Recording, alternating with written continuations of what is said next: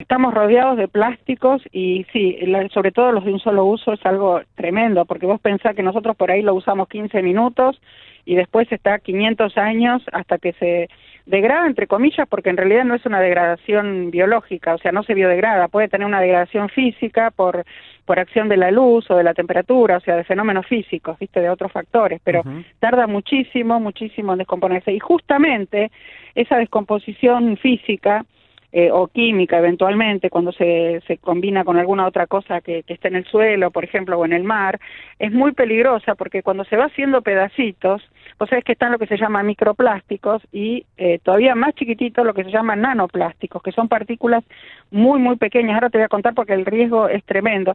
En realidad los microplásticos hay de dos tipos. Están los que se producen porque se va rompiendo el plástico que nosotros usamos, que esos serían los microplásticos, digamos, se llaman secundarios, y están los microplásticos primarios, que hoy están prohibidos por ley. En la Argentina hace muy poco que salió la ley. Viste que antes se colocaba en los jabones en polvo, de hecho en algunos casos cuando uno compra todavía jabón en polvo, si fue embolsado hace tiempo, todavía están, se ven como unas perlitas de colores en algunos jabones de lavarropa. Color Bueno, azul. esos son, exacto, o rojitos, azul, verde, tienen distintos colores. Esos son microplásticos, son pequeñas esferitas chiquitas y también se usaba para, por ejemplo, las pastas de dientes, cuando en realidad los odontólogos te dicen que lo que limpia los dientes no es la pasta sino el cepillo, porque digamos, hay gente que no usa pasta de dientes, que usa bicarbonato y es lo mismo y tiene los dientes limpios. Lo que pasa es que el dentífrico te da un rico sabor, pero no hay por qué ponerle microplásticos. O, por ejemplo, las cremas de todo lo que es cosmética para hacer peeling, ahora se le pone arena, porque la sílice tiene la misma función y no hay por qué usar microplástico. Bueno, ahora eso ya no se fabrica más, esas pequeñas partículas, pero sí hay descomposición de los plásticos que nosotros empleamos, sobre todo los de un solo uso, que quedan tirados por cualquier parte. Y los microplásticos, justamente la definición, porque mucha gente se puede preguntar, bueno, ¿a qué le llaman microplástico? Son todas las pequeñas partículas menores a 5 milímetros, ¿no? O sea que ya inclusive se ve 5 milímetros es la mitad de 1 centímetro, o sea que vos ves una regla y es lo que se ve entre 1 centímetro y otro, o sea, hasta se lo podés ver sin necesidad de una lupa.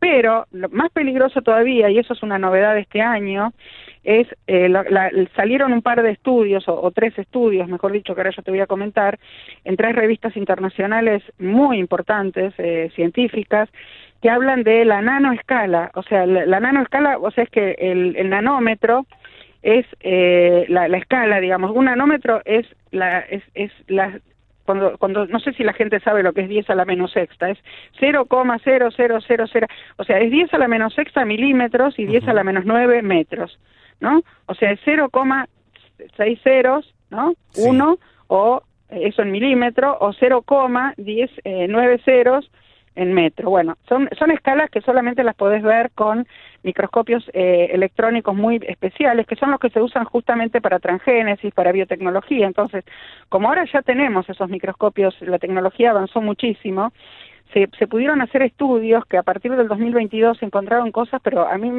se me pone la piel de gallina, cosas espeluznantes. Por ejemplo, hay un estudio que se hizo, que se publicó este año en una revista muy importante que se llama Environmental Research, o sea, investigación ambiental, de la Universidad de Utrecht en los Países Bajos, donde los investigadores encontraron nanoplásticos en los polos, en zonas polares, ¿no?, del planeta. ¿Y cómo llegaron ahí? No es que alguien fue y los regó o regó plásticos por ahí, no, por las corrientes marinas o por el viento, ¿no? O sea, es un estudio muy reciente. Y la verdad que, ¿cómo hicieron esto? O sea, lo que ellos hicieron fue, con una máquina especial que saca como una especie de sacabocados, sacaron un núcleo de hielo que estaba a 14 metros de profundidad y más o menos por distintas mediciones que ellos pudieran hacer de manera indirecta, data de 1965. O sea que estuvieron por lo menos, o sea, más de 50 años, ¿no? 60 años metidos ahí, esos microplásticos. O sea que no es una cosa de ahora se los descubre, esos nanoplásticos, mejor dicho, porque son partículas muy, muy pequeñitas. Y lo peligroso es que estas partículas se meten, o sea, nosotros respiramos todo el tiempo eso, ¿entendés? Están por todo el mundo. Uno de los lugares donde más trabajaron es en Groenlandia, por ejemplo. Encontraron 13 nanogramos, que es una medida muy, muy chiquita, de nanoplástico por milímetro, ¿no? y 4 veces más en la Antártida, o sea, eso en Groenlandia. En la Antártida fueron, no del lado nuestro de la Antártida, sino del lado, digamos, que enfrenta a Oceanía, y ahí encontraron 4 veces más, ¿no? O sea, Sí, encontraron más de 50 nanogramos por milímetro. Es tremendo. Y eso es de polietileno, viene de las bolsas de embalaje y de basura y de embalaje, ¿no? Sí, y ahora que hablas de los nanoplásticos, recuerdo una publicación científica del 2020, si no me equivoco, donde en autopsias que se realizaron se encontró nanoplásticos en pulmones y en otras partes del cuerpo humano, que uno se preguntará cómo llegaron ahí. Bueno, una de estas formas es esto.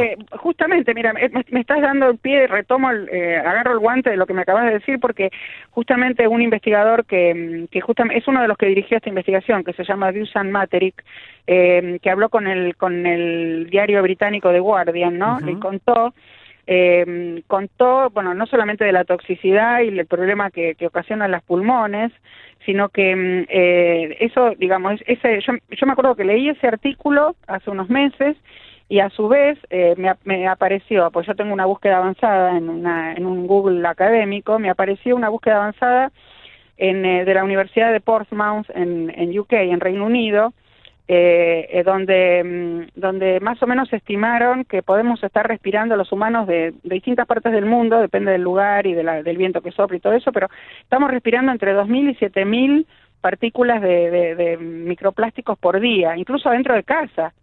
Y encontraron hasta en la cima del Everest. ¿Viste que uno dice, bueno, me voy arriba de una montaña para respirar aire puro? No. Sí, ya no es tan puro. Ya no hay aire tan puro, ¿no? Y después, bueno, es otro de los artículos estos importantes que me apareció en este Google académico que te contaba, es una revista que se llama Nature Communications, o sea, Comunicaciones de la Naturaleza, y cuenta cómo los vientos los llevan hasta muy alto, y cuenta de unas muestras que tomaron en un observatorio. Todo esto es muy nuevo, es de este año 2022 lo que te estoy contando. Un observatorio lo que ellos ahí dice Pic du Midi, que debe ser el pico del medio, algo así, porque está en francés, que es en el medio de los Pirineos franceses, a 2.900 metros más o menos de altura. Encontraron, ellos pusieron una bomba que aspiraba 10.000 metros cúbicos de aire por semana, y bueno, y ahí encontraron, o sea, ellos después van diciendo, bueno, si en una semana esta bomba es una regla de 3 simple, ¿no? Muy común que, no sé, aprendemos la regla de 3 simple en el colegio. Sí. Si en una semana esta bomba de aire que aspiró esa cantidad de metros cúbicos tiene tanta cantidad de micro o de nanoplásticos, bueno, ¿cuánto tiene en un día, en una hora, en un segundo, ¿no? Y lo que pasa que es muy complicado atribuir de dónde viene, porque, o sea, la verdad que no se le puede atribuir un origen local, ¿no? Eso dicen los investigadores, porque está por todas partes. Tal cual. El mundo está lleno, o sea, no sabes de dónde viene, ¿no? Y acá te tengo que hacer una pregunta, sobre todo para quien tal vez nunca se detuvo a pensar en que el plástico potencialmente es dañino en el ambiente. ¿De dónde viene el plástico que se lo considera tan nocivo para el ambiente, y ahora también pensando en nuestra propia salud? Bueno, el plástico se fabrica. Vos me preguntás con respecto a cómo se obtiene el plástico. Sí. Bueno, el plástico surge hace más de 100 años. Lo que pasa que a partir de la Segunda Guerra Mundial es cuando se le empezó a dar más uso, sobre todo los plásticos duros, porque vos imaginate que los países que estaban en guerra en ese momento, los aliados y los alemanes, estaban prácticamente sin metales porque se usaba todo para municiones, para las armas, los tanques, todo eso. Entonces necesitaban reemplazar. Y a partir de la Segunda Guerra la Segunda Guerra termina en 1945, más o menos en 1950 empieza la gran cantidad de destilerías y la industria del petróleo, no solamente para combustibles, sino para todos los derivados, y ahí es donde se fabrican montones de tipos de plásticos diferentes. Inclusive lo que nosotros no consideramos plásticos es un tipo de plástico, por ejemplo el nylon, la poliamida, lo que reemplaza ahora los suéteres de lana ya no es más suéter, ya no es más lana, es acrílico, ¿no?